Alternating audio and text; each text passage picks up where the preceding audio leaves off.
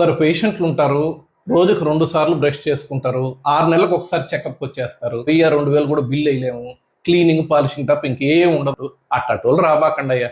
సమస్య వచ్చినప్పుడు, ఇబ్బంది వచ్చినప్పుడు, పళ్ళు నాశనం అయిపోయినప్పుడు అప్పుడు రండి హ్యాపీ డెంటల్కి.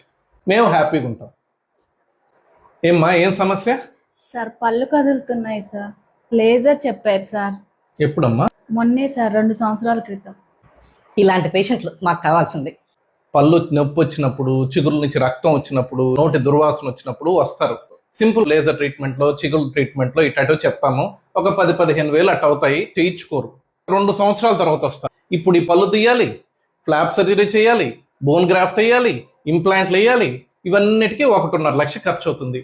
ఇలాంటి పేషెంట్లు ఉంటే ఏదో ఒక సైట్ కొనుక్కుంటానో, ఒక కారు కొనుక్కుంటానో, హాయిగా ఉంటాం. ఎక్సలెంట్ పేషెంట్ అంటే వీళ్ళే అనమాట.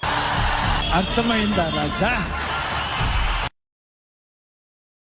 ఎడ్యుకేషనల్ వీడియోస్ అని చాలా చేసామండి, ఎవ్వరు చూడలేదు. అందుకని రివర్స్ ఇంజనీరింగ్ స్టార్ట్ చేసాము.